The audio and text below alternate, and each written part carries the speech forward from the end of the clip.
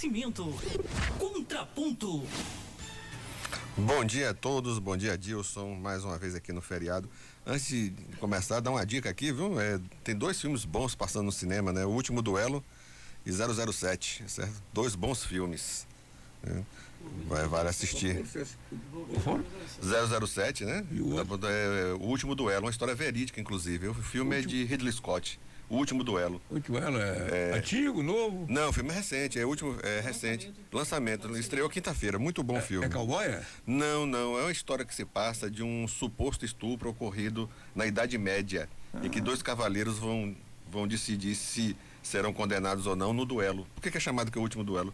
É o último duelo autorizado na França. O evento ocorre no ano de 1386. Que ano foi? 1386. É o filme de Ridley Scott. Né? É baseado num livro, é verídico, a história é verídica.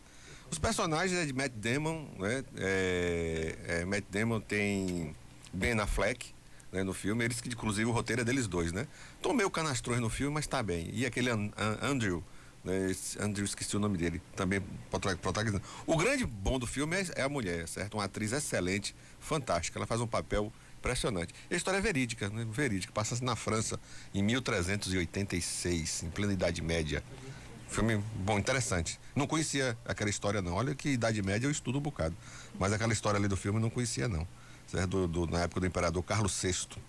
Bom filme, muito bem feito. Só as locações já vale a pena. Excelente. Fica aí a dica. O fim da CPI.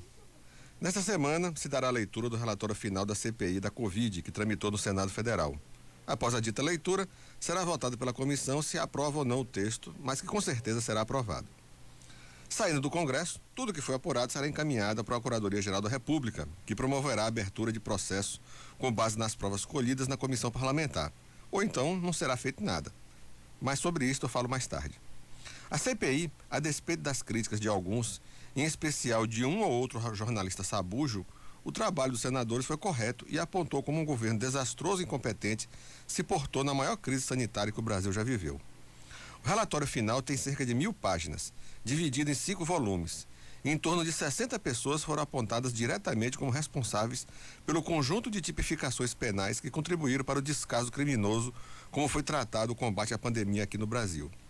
Dos envolvidos, o presidente Bolsonaro, o seu ex-ministro da Saúde, General Pazuello, são os que estão mais encrencados. A lista se estende a funcionários públicos, médicos negacionistas, a empresários, bajuladores e extremistas, um órgão de classe e por aí vai. O Bolsonaro foi o agraciado com a imputação de 11 crimes, alguns graves, como genocídio, o que poderia levá-lo a uma corte internacional. Pode até ser que chegue a estas instâncias internacionais, mas de difícil condenação. Não porque as condenações sejam frágeis e as provas idem, longe disso, mas principalmente pela burocracia e também pelo aspecto político, uma vez que envolve um presidente da República de um país que não tem histórico de participar de tais julgamentos em tribunais internacionais. Mas a mancha perdurará. O primeiro presidente da República com passagem em tribunais internacionais, e isto não é pouco. No âmbito das leis nacionais, o corolário de crimes apontados na CPI contra Bolsonaro é grande e de fácil apuração e recolhimento de provas. Basta um pouco de boa vontade da PGR e terá farto material para ocupar e para processar o ocupante do Planalto.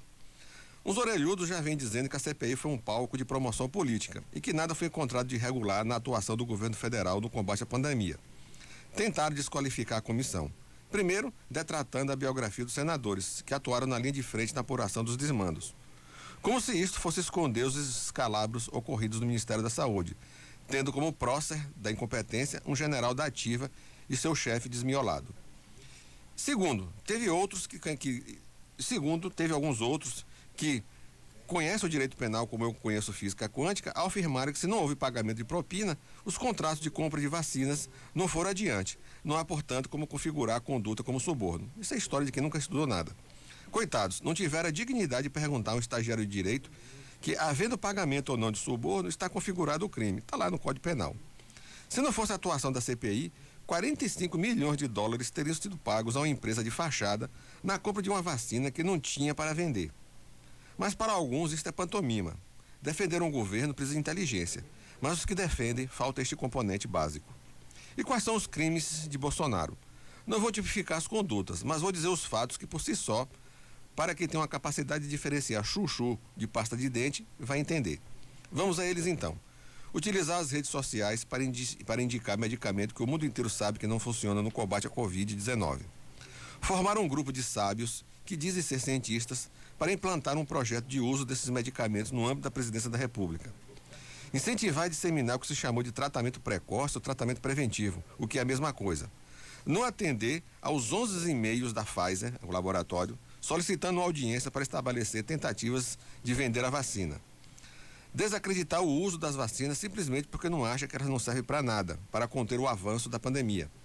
Disseminar que seria melhor permitir a imunidade de rebanho, mesmo sabendo que se assim fosse feito, o número de mortos atingiria a casa dos milhões facilmente. Lembrando a todos que estas práticas foram seguidas caninamente pelo ex-general e ex-ministro da Saúde. Vocês me perguntariam se Bolsonaro seria preso por tudo isso. Bem, com a entrega do relatório final à Procuradoria-Geral da República, ainda essa semana, caberá ao Procurador-Geral fazer o seu juízo de valor sobre as provas apresentadas e assim dar encaminhamento à abertura de processos a todas as pessoas apontadas na CPI que cometeram os crimes descritos no relatório final. Uns patetas dirão que a CPI é um teatro político e que a abertura de processo pela PGR é outros 500 e que tudo será jogado no lixo. Não sabem os bolsonaristas cloroquinados que, se todos forem condenados pela justiça, toda decisão judicial é um ato político. Mas deixa pra lá, eles não têm inteligência para esses refinamentos intelectuais sobre esses conceitos mais apurados. E os que sabem ler uma frase completa não entendem o que está escrito. Por outro lado, a CPI tem uma prerrogativa de tribunal, portanto, as provas colhidas dos depoimentos são válidos. Lembrando que os senadores são assessorados pela Receita Federal, juristas, Tribunal de Contas da União, delegados da Polícia Federal e outros agentes públicos que tramitam no âmbito federal. E se espera que todos sejam condenados. Assim eu desejo. Voltando à pergunta do parágrafo anterior, se Bolsonaro será preso. Havendo aprofundamento dos fatos apontados na CPI, elementos não faltam para enquadrá-los em diversos artigos das leis penais. Na condição de presidente da República, é muito difícil ele vir a ver o sol nascer quadrado. Quando sair do Planalto, e esperamos que já seja no ano que vem, aí o bicho pega para ele. Ele vai precisar de bons advogados e aí, com certeza, ele terá que chorar mesmo para não ser preso. Então, amigos, o relatório da CPI apontou em Bolsonaro 11 crimes, né? Talvez seja por isso que estejam escondendo não, decidiram voltar atrás na leitura do relatório, né? Pediram mais 24 horas. E aí, esses crimes, né, são muito graves e ficaram com certo receio em razão da pressão do Planalto. Mas só para vocês terem ideia, eu vou trazer aqui só os 11 crimes apontados aqui, ó, que eu tenho aqui anotado, né, de Jair Bolsonaro. Epidemia com resultado morte, infração de medida sanitária preventiva, charlatanismo, incitação ao crime, falsificação de documento particular, emprego irregular de verbas públicas, prevaricação, genocídio de indígenas, crime contra a humanidade, crime de responsabilidade por violação de direito social e incompatibilidade com a dignidade, honra e o decoro do cargo, homicídio comissivo por omissão no enfrentamento da pandemia. Foram esses 11 crimes apontados pela CPI. Um bom dia a todos e até quarta-feira. Contraponto. O direito ao seu alcance. Com o advogado e professor universitário Agemiro Nascimento. Contraponto. Doutor Agemiro, uma pergunta que eu faço ao senhor, com a sua